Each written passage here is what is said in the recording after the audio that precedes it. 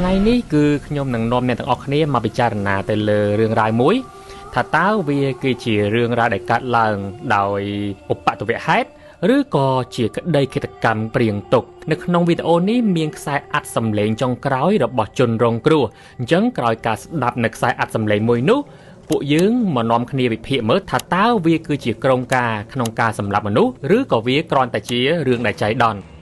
នេះគឺអ៊ីងយូនមានអាយុ28ឆ្នាំតាមរូបភាពនាងកំពុងតែនៅជាមួយនឹងមិត្តប្រុសរបស់នាងដែលមានឈ្មោះថាឆយពួកគេបានចាប់ផ្ដើមជួបគ្នាហើយនឹងចាប់ដៃគ្នាស្រឡាញ់គ្នានឹងអស់រយៈពេល71ឆ្នាំទៅហើយរហូតដល់ថ្ងៃមួយដែលជាថ្ងៃពិសេសរបស់ពួកគេគឺថ្ងៃគម្រប់ខួបនៃការស្រឡាញ់គ្នានឹងចំនួន300ថ្ងៃបាទខួបគម្រប់300ថ្ងៃសម្រាប់បងប្អូនយើងនៅប៉ែកអាស៊ីអាគ្នេយ៍ឬក៏នៅប៉ែកអឺរ៉ុបអីនឹងជាដើមយើងដូចជាអត់ធ្លាប់ឮឬក៏អត់សូវត្រឡប់ត្រចៀកទេតាក់ទងជាមួយនឹងពាក្យថាខួបនៃក្តីស្រឡាញ់ចំនួន300ថ្ងៃដោយសារតែនៅប្រទេសកូរ៉េខាងត្បូងគេមានវប្បធម៌មួយអ្នកទាំងអស់គ្នាគឺនៅពេលដែលយើងតាក់ទងជាមួយនរណាគេម្នាក់គឺគេចាប់ផ្ដើមរាប់ថ្ងៃតែម្ដងបាទពី1ថ្ងៃរហូតដល់30ថ្ងៃរហូតដល់100ថ្ងៃគឺ3ខែហ្នឹងគឺជា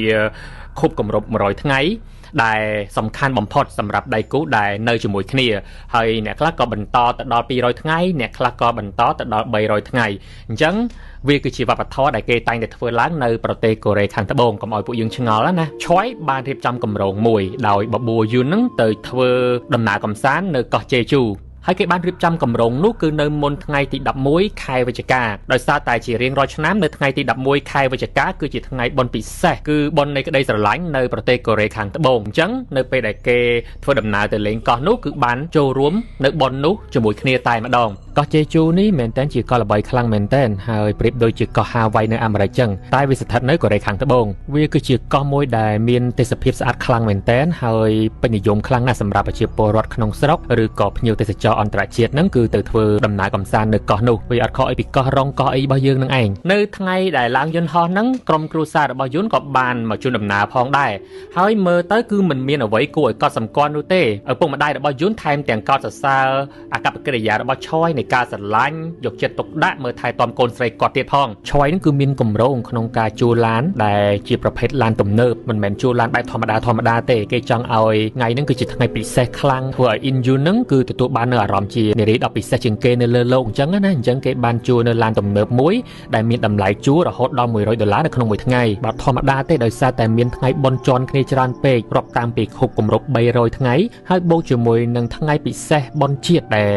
ប្រជាពលរដ្ឋកូរ៉េរាប់ចាត់ទុកថាជាថ្ងៃបុណ្យនៃក្តីស្រឡាញ់ផងដែរនោះធម្មតាមនុស្សប្រុសទូទៅគឺចង់ treat សង្សាររបស់ខ្លួននឹងឲ្យពិសេសជាងមុនឲ្យមានការចងចាំល្អអញ្ចឹងណាអញ្ចឹងការជួលនៅឡានថ្លៃសន្តាគារល្អនាំទៅដើរលេងនៅកន្លែងមួយដែលពិសេសជាងអ្នកដទៃហ្នឹងគឺជារឿងធម្មតាទេបាទទៅដល់កោះជេជូភ្លាមហ្នឹងនាងបានថតរូបជាមួយនឹងឆយហ្នឹងហើយក៏ផុសនៅក្នុងបណ្ដាញសង្គម Instagram របស់ខ្លួនបង្ហាញពីអារម្មណ៍ទឹកចិត្តដែលខ្លួនឯងសប្បាយរីករាយថានាងគឺជានារីដែលសំណាងបំផុតនៅលើโลกអញ្ចឹងទៅរហូតដល់ថ្ងៃទី10ខែវិច្ឆិកានៅម៉ោង1ព្រឹកជាពេលវេលាដែលប្រជាពលរដ្ឋនៅកោះជេជូបានឮសូរសំឡេងលាន់ឮយ៉ាងខ្លាំងនៅលើផ្លូវក្រៅផ្ទះរបស់ពួកគេនៅពេលដែលពួកគេចេញមកមើលគឺមានគ្រោះថ្នាក់ចរាចរណ៍ឡានមួយ Ford Mustang ដែលបុកខ្ទេចមុខអស់ទៅហើយអាកបាំងមុខឡានហ្នឹងគឺខ្ទាតចេញទៅខាងក្រៅតែម្ដងអ្នកទាំងអស់គ្នាហើយនៅពេលនោះប្រជាពលរដ្ឋក៏បានខលទៅប៉ូលីសរាយការណ៍ពីរឿងរ៉ាវទាំងអស់ហ្នឹងនៅពេលដែលប៉ូលីសមកដល់គឺគ្រប់គ្នាភ្ញាក់ផ្អើលខ្លាំងមែនទែនដោយសារតែមានបរិសម្នាក់បានដើរចេញពីឡាននោះវាគឺជាដំណឹងល្អដែលមនុស្សម្នាក់ហ្នឹងគឺមិនមានគ្រោះថ្នាក់អ្វីទាំងអស់អាចដើរចេញមកពីឡានហើយមករាយការណ៍ប្រាប់ប៉ូលីសបានទៀតផង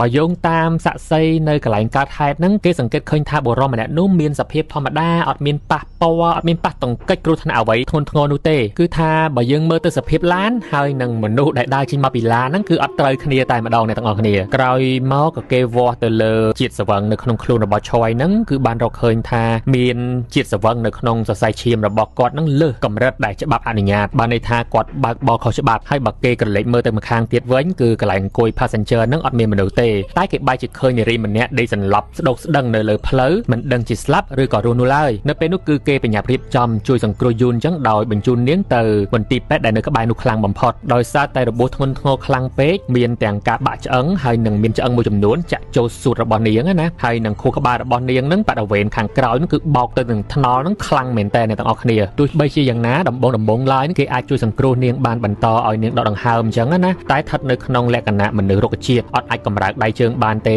ហើយចំពោះរោគវិនិច្ឆ័យរបស់លោកគ្រូពេទ្យនៅពេលនោះវិញគ្មានសង្ឃឹមទេដែលយូរនឹងអាចត្រឡប់មកខ្លាចទៅជាមនុស្សប្រក្រតីវិញបានទោះបីជាយ៉ាងណា10ខែក្រោយពីថ្ងៃគ្រោះថ្នាក់នឹងយូនក៏បានបាត់បង់ជីវិតទៅអញ្ចឹងមានអ្វីកើតឡើងតើហេតុអ្វីបានជាគូសង្សារពីរអ្នកដែលស្រឡាញ់គ្នាសុកបែរទៅជាជួបគ្រោះថ្នាក់ចរាចរណ៍ដែលគួរឲ្យសោកស្ដាយបែបនេះទៅវិញតើនោះវាគ្រាន់តែជាឧបទ្ទវហេតុឬក៏ជាការប៉ុនប៉ងសម្រាប់មនុស្សដោយចេតនាក្រោយគ្រោះថ្នាក់ចរាចរណ៍នឹងក្រុមគ្រួសាររបស់យូនឹងមិនបានគិតអីច្រើនទេក៏បានប្រាប់ឲ្យបងស្រីរបស់យូនឹងទៅប្រម៉ែប្រមូលអីវ៉ាន់នានាដែលមានតម្លៃឬក៏វត្ថុសំខាន់នៅឯខុនដូរបស់នាងនឹងដើម្បីមករក្សាទុកគាត់ក៏បានទៅពពប៉ូលីសដើម្បីទៅយករបស់ដែលប៉ូលីសបានរើសពីកន្លែងកើតហេតុហ្នឹងណាបាទក្រោយមកប៉ូលីសក៏បានផ្ដល់នៅសម្ភារៈរបស់យន្តទាំងអស់ព្រមទាំងទូរស័ព្ទទៅឲ្យបងស្រីរបស់យន្តមែនតើទៅនៅក្នុងសភាពមួយដែលតានតឹងបែបនេះក្រុមគ្រួសាររបស់យន្តមិនចង់បានអ្វីច្រើនទេប៉ុន្តែបងស្រីរបស់យន្តហ្នឹងនៅសុកគាត់ក៏យកទូរស័ព្ទដែលប៉ូលីសផ្ដល់ឲ្យហ្នឹងយកមកឆែកមើលរូបភាពពីសារមេសេចអីនានាព្រោះគាត់ហ្នឹងនឹកប្អូនស្រីខ្លាំងពេកតែនៅពេលនោះគឺមិនដឹងខ្យល់អីទេបាទនិយាយទៅគឺឡើងព្រឺសម្បល់ហ្មងអ្នកទាំងអស់គ្នាសុកគាត់ទៅចូល application ដែលមានឈ្មោះថា voice recording គឺជា application ដែលថតសំឡេងអ្នកទាំងអស់គ្នាហើយគាត់ជួនគាត់បានរកឃើញនៅខ្សែអាត់សំឡេងប្រហែលជាកន្លះម៉ោងទៅ1ម៉ោងមុនពេលដែលកើតហេតុដែលយូនឹងបានចុចថតអាត់សំឡេងរវាងគាត់ហើយនឹងឆយនៅលើរថយន្តតែម្ដងអ្នកទាំងអស់គ្នាអញ្ចឹងបានថាវាគឺជាផុសតាងមួយយ៉ាងសំខាន់ដែលនាំឲ្យក្តីនេះកាន់តែមានការសង្ស័យឡើងដោយការសន្ទនានៅក្នុងខ្សែអាត់សំឡេងនោះគឺបញ្ជាក់ពីការចង់បែកគ្នារវាងឆយហើយនឹងយន្តគឺឆយនឹងគឺចង់ទាមទារការបែកគ្នាក្រោយពីដំណើរកំសាន្តទ្រីបនេះចប់គឺពួកគេបែកគ្នាតែម្ដងតែយន្តអត់យល់ព្រមហើយក៏មានការឆ្លោះគ្នានៅក្នុងរថយន្តនោះតែម្ដងសម្លេងសំខាន់មួយដែលធ្វើឲ្យគេចាប់អារម្មណ៍នោះគឺឆយបានសួរទៅយន្តថាអូនមានពាក់ខ្សែក្រវ៉ាត់ឬអត់ហើយយន្តក៏បានឆ្លើយតបថាអត់ផងម៉េចកន្លែងនឹងឯងក៏គេចាប់ផ្ដើមឮសូរសំឡេងជន់ហ្គាឡានណាកាន់តែខ្លាំងឡើងនៅក្នុងខ្សែអាត់មួយនេះឆយក៏ឆ្លើយតបវិញថាប៉ាត់មែនហើយបងនិយាយមែនឬឆយក៏តបវិញថាយើងទាំងពីរនាក់ត្រូវតែបែកគ្នាបាទហើយយន្តក៏ឆ្លើយតបថាអញ្ចឹងបងគិតថាខ្ញុំនឹងអត់ស័ក្តិសមមួយបងមែនប៉ាត់មែនហើយអញ្ចឹងមិនបាច់ដើរលេងបន្តទៀតទេតោះត្រឡប់ទៅផ្ទះវិញអូនឯងអញ្ចឹងរហូតបងព្យាយាមធ្វើឲ្យដំណើរកំសាន្តនេះកាន់តែសប្បាយសម្រាប់ពួកយើងហើយអូនអត់មានពាក់ខ្សែក្រវ៉ាត់ទេមែនអត់មែនហើយម៉េចប្រហែលជា19វិនាទីក្រោយមកគ្រោះថ្នាក់ក៏បានកើតឡើងគឺយើងឮសូរសំឡេងឡានបុកថ្មនឹងយ៉ាងខ្លាំងតែម្ដងហើយក៏ឮសូរសំឡេងយន្តស្រែកមួយទំហឹងដែរនៅពេលនោះយើងជឿជាក់ថាយន្តបានធ្លាក់បុកបោកក្បាលទៅនឹងថ្នល់ទៅហើយក៏ជាពេលវេលាចុងក្រោយដែលខ្សែអាត់សំឡេងនោះគឺត្រូវបានបញ្ចប់ដូចគ្នាអ្វីដែលគួរឲ្យចាប់អារម្មណ៍មួយទៀតនោះគឺនៅត្រង់តំបន់ដែលពួកគេឈប់ឡានដើម្បីចាក់សាំងហ្នឹងយន្តបានព្យាយាមយកទូរស័ព្ទរបស់ខ្លួនមកថតឆយដោយលេងកំ pl ែងជាមួយនឹងសង្សាររបស់ខ្លួនហើយប្រាប់ថាបាទបងញញឹមតិចមកអញ្ចឹងណាតែនៅក្នុងកំឡុងពេលនោះអាការៈរបស់ឆយបើទោះបីជាមនុស្សស្រវឹងមែនប៉ុន្តែគាត់មានអាការៈដូចប្លែកអ្នកទាំងអស់គ្នាដោយគាត់ repeat និយាយពី3ដងទៅលើពាក្យមួយថាបន្តិចទៀតមានផ្លូវបត់ឆ្វេងបន្តិចទៀតមានផ្លូវបត់ឆ្វេងគឺគាត់និយាយបែបហ្នឹង2ដងគាត់របៀប alert ឲ្យខ្លួនឯងដឹងថាគឺនៅខាងមុខមានផ្លូវបត់ឆ្វេងអ្នកទាំងអស់គ្នា오빠 smile 아니អ៊ីងយុននឹងបាននិយាយថាបងញញឹមបន្តិចមកអូប៉ាអញ្ចឹងណាហើយឆយនឹងក៏បាននិយាយថាយើងត្រូវបត់ឆ្វេង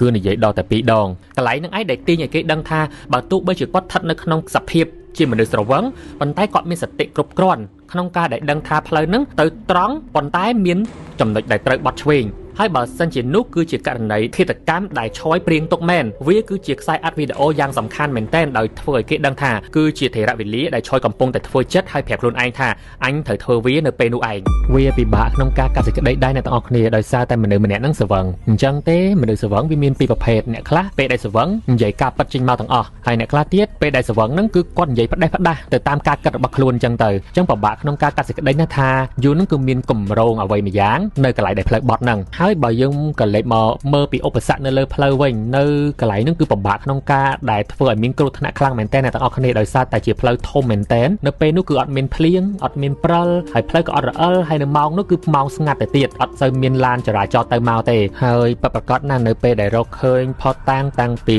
វីដេអូមួយហ្នឹងហើយនឹងសំឡេងនៅក្នុងទូរស័ព្ទដៃរបស់យូនគឺជួយអត់បានទេក្រុមគ្រួសាររបស់យូនក៏ចាប់ផ្ដើមសង្ស័យថានឹងមិនមែនជាគ្រោះថ្នាក់បែបឧបទ្ទវហេតុទេប៉ុន្តែវាគឺជាគ្រោះថ្នាក់បង្កមកពីការប៉ុនប៉ងចង់សម្លាប់ជីវិតយូនច្រើនជាងប៉ុន្តែសួរថាផតតាំងប៉ុណ្ណឹងពិតជាអាចចោទទៅលើមនុស្សម្នាក់ថាមានកម្រងសម្លាប់មនុស្សបានដែរឬអត់អញ្ចឹងគេត្រូវតែត្រឡប់ទៅមើលពីសម្ព័ន្ធភាពដ៏ចម្រូងចម្រាសរវាងយូនហើយនឹងឆយនឹងពីរូបភាពខាងក្រៅមើលទៅគឺជាដៃគូដ៏ល្អក់ល្អឿនស្រឡាញ់គ្នាខ្លាំងមែនតើគេក្រឡេកមើលទៅលើសារទូរស័ព្ទរវាងយូនហើយនឹងឆយហ្នឹងណាគ្រប់ពេលវេលាឆយគឺជាភាគីដែលលើកពាក្យថាបែកគ្នាហ្នឹងមកជាច្រើនលើកជាច្រើនសារជាពិសេសនៅក្នុងកំឡុងពេលដែលខ្លួនស្រវឹងពេលខ្លះនិយាយពាក្យបែកហ្នឹងនៅចំពោះមុខក្រុមគ្រួសាររបស់យូនផងដែរអញ្ចឹងនៅក្នុងអំឡុងពេលត្រឹមតែ300ថ្ងៃនៃការជួបគ្នារវាងយូនហើយនឹងឆ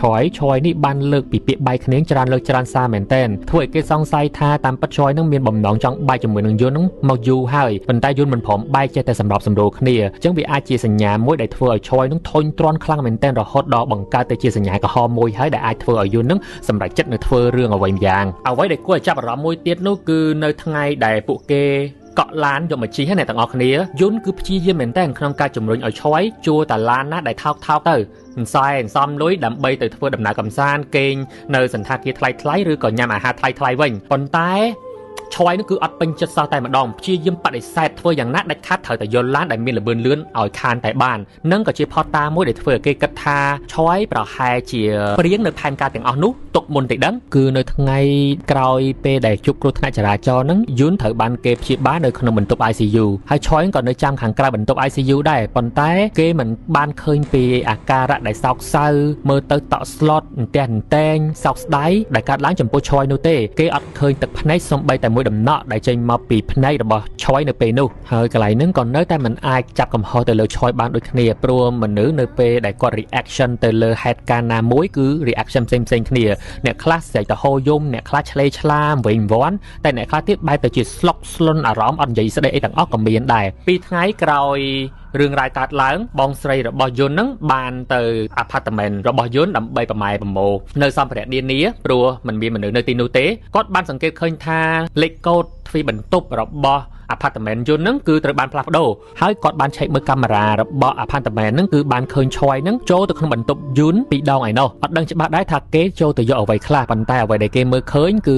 មាន laptop មួយដោយគេមិនដឹងឡើយថា laptop ហ្នឹងគឺជារបស់យន្តឬក៏ជារបស់ឆយហើយនៅពេលដែលបងស្រីរបស់យន្តហ្នឹងសួរទៅឆយថាហេតុអ្វីបានជាបដូរលេខកូដបន្ទប់របស់យន្តឆយហ្នឹងបានផ្ដល់ចម្លើយដែលគួរឲ្យសង្ស័យខ្លាំងមែនតើបងស្រីរបស់យន្តសួរថាហេតុអីបានបដូរលេខកូដយន្តហើយនឹងខ្ញុំបានបដូរវាមុនពេលដែលយើងធ្វើដំណើរកម្សាន្តទៅកោះជេជូប៉ុន្តែកូដហ្នឹងតាមតែបដូរថ្ងៃហ្នឹងតាកាលពីយប់មិញគឺនៅដដែលខ្ញុំបានឆែកហើយអូខ្ញុំបដូរវាពេលដែលនិយាយជាមួយនឹងប៉ូលីសសន្តិសុខព្រោះខ្ញុំគិតថាមាននរណាគេម្នាក់ដឹងពីលេខកូដចាស់អាចទៅយកវាហើយបងស្រីរបស់យន្តក៏សួរថានរណាគេហើយយកអីឆយក៏បានឆ្លើយតបថាយកសពគ្រប់បែបយ៉ាងនៅក្នុងហ្នឹងនរណាគេគ្រូសាមួយហ្នឹងរបៀបផ្ដាល់នៅចម្លើយមកដូចជាអត់ចង់ផ្ដាល់អញ្ចឹងអ្នកទាំងអស់គ្នានិយាយប៉ាត់ណាប៉ាត់ណីត្រឡប់តលិនពេញហ្នឹងតែម្ដងបើទោះបីជាបងស្រីរបស់យន្តព្យាយាមជីកកាយរកនៅផតតាំងនានាដែលចេញមកពីបរិសម្នាក់ហ្នឹងប៉ុន្តែគឺនិយាយគ្នាស្ដោតបានទេអ្នកទាំងអស់គ្នាហើយបើគេឆែកទៅមើល background របស់ឆយវិញគឺចំណុចមួយចំនួនដែលគួរឲ្យសង្ស័យខ្លាំងមែនទែនឆយហ្នឹងគឺចូលចិត្តទៅជួលឡានបើកបរជារៀងរាល់ថ្ងៃនៅក្នុងជីវិតប្រចាំថ្ងៃរបស់គាត់ហ្នឹងហើយទាំងមិត្តភ័ក្តិរបស់យូននិងមិត្តភ័ក្តិរបស់ឆយតែតែគិតថាឆយគឺជ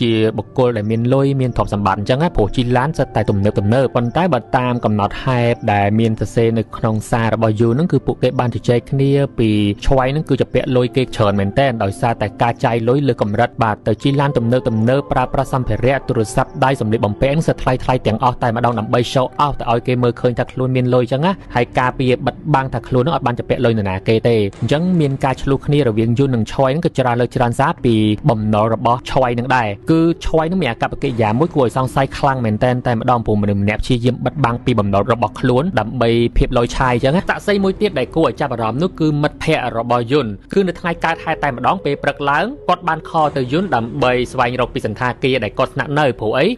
មិត្តភ័ក្តិរបស់យុនហ្នឹងគឺក្រងក្នុងការធ្វើដំណើរទៅលេងនៅកោះជេជូនឹងដែរដើម្បីបានសម្រាកនៅសន្តាគារតែមួយបានដើរលេងជាមួយគ្នាអញ្ចឹងណាប៉ុន្តែនៅពេលនោះគឺឆយជាអ្នកលើកទូរស័ព្ទហើយប្រាប់ថាយុនអត់នៅក្បែរគាត់ទេហើយសន្តាគារក៏ពេញដែរដូច្នេះមិនច្បាស់ទេមិនគួរមកទេអាហ្នឹងគឺនៅពេលព្រឹកឡើងស្រាប់តែនៅពេលដែលក្រោយការកើតហេតុនៅឯមន្ទីរពេទ្យណាឆ្វ័យហ្នឹងបានខលទៅមិត្តភ័ក្តិរបស់យុនម្ដងទៀតហើយជាមួយនឹងភាសាដែលចម្លែកមែនតើអ្នកទាំងអស់គ្នាដែលគាត់បាននិយាយថាខ្ញុំនឹងជួយយុនខ្ញុំនឹងជួយអស់ពីសមត្ថភាពតាមតែអាចធ្វើបានគឺនៅពេលនេះគ្មាននរណាគេម្នាក់នៅមន្ទីរពេទ្យទេនៅពេលនោះគឺគាត់ស្រឡាំងកាំងមិនដឹងជាឆ្វ័យចង់និយាយពីអីទេគាត់ក៏បានសួរបកទៅឆ្វ័យវិញថាចុះអត់មានអ្នកផ្ទះយុននៅក្បែរនឹងទេឬឆ្វ័យក៏ឆ្លើយតបមកវិញថាពួកគេបានដឹងហើយខ្ញុំនឹងព្យាយាមជួយយុនឲ្យអស់ពីសមត្ថភាពនាងក៏បានដឹងដែរថាខ្ញុំព្យាយាមរៀបការជាមួយយុនមែនអត់នាងអាចធ្វើសាក្សីនៅក្នុងតុលាការបានអត់គឺនិយាយប៉ាត់ណាប៉ាត់ណីតែម្ដងអ្នកទាំងអស់គ្នាហើយអ្វីដែលធ្វើឲ្យក្រុមគ្រួសាររបស់យុនសង្ស័យនោះប្រហែលជាឆយចង់បានលុយចំនួន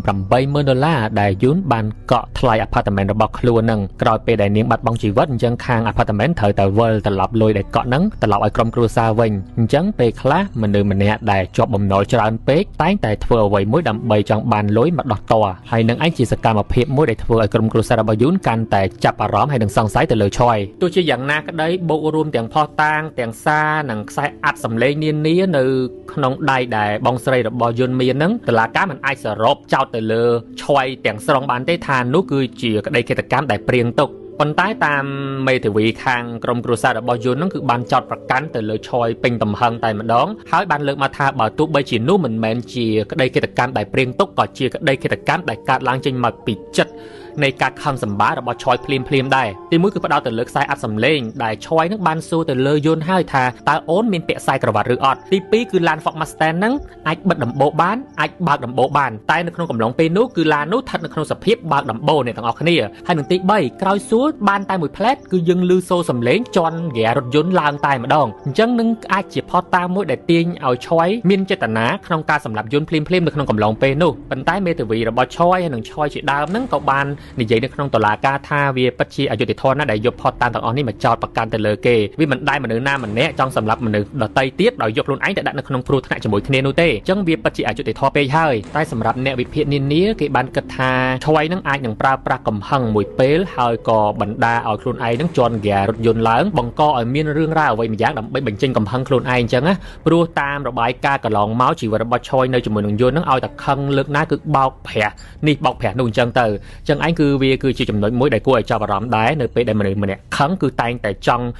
បញ្ចេញកំហឹងទៅលើអ្វីម្យ៉ាងមិនដឹងជាមានអ្វីកើតឡើងបើកំណត់ប្រមាណលានកំណត់ទេនៅក្នុងខួរក្បាលរបស់គេនៅពេលនោះក្រោយមកប៉ូលីសក៏បានបើកប្រអប់កាមេរ៉ាគេហៅថា black camera ហ្នឹងនៅតាមផ្លូវដែលចាំចាប់រថយន្តបើកលឿនអីចឹងណាអ្នកទាំងអស់គ្នានៅពេលនោះគឺគេបានឃើញ footage ច្បាស់លាស់តែម្ដងនៅពេលដែលឡានគឺចាប់ផ្ដើមបង្កើនលឿននោះគឺពី114ទៅ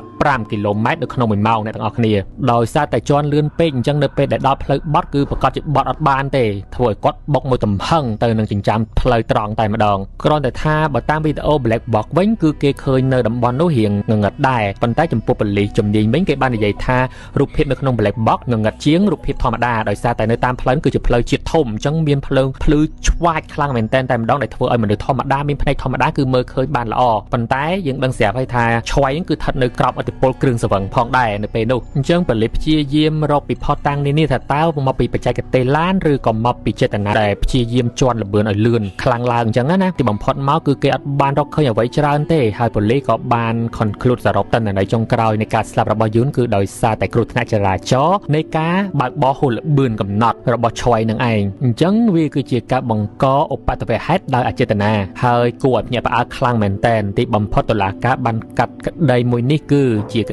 ្តីគ្រោះថ្នាក់ចរាចរណ៍ដោយអចេតនាអញ្ចឹងឆយក៏ទទួលបានការកាត់ទោសបែបស្រាលខ្លាំងមែនទែនគឺជាប់គុកត្រឹមតែ1ឆ្នាំតែប៉ុណ្ណោះអ្នកទាំងអស់គ្នាហើយដែលជាប់គុក1ឆ្នាំហ្នឹងគឺពីបទដែលបើករថយន្តក្រោមជាតិស្រវឹងហើយបង្កឲ្យមានមនុស្សស្លាប់ដោយអចេតនាហើយនៅជុំវិញរឿងរ៉ាវទាំងអស់ហ្នឹងគឺមានមតិនៅតែមិនអស់ចិត្តថាវាគឺជាករណីឃាតកម្មព្រៀងទុកច្រើនជាងអញ្ចឹងសម្រាប់ករណីឃាតកម្មមួយនេះគួរឲ្យចាប់អារម្មណ៍សម្រាប់អ្នកទាំងអស់គ្នាគិតថាវាគឺជារឿងចៃដន្យឬក៏ជាករណីឃាតកម្មដោយមានការព្រៀងទុកជាមុន អាចចូលរួមមតិយោបល់ទាំងអស់គ្នាសម្រាប់ខ្ញុំវិញខ្ញុំគិតថាបើរឿងចៃដន្យដូចជាមិនអាចទេព្រោះមើលទៅគឺវាមាន motive ច្រើនមែនតែម្ដងណាអរគុណច្រើនជួបគ្នានៅវីដេអូឃ្លីបក្រោយៗទៀត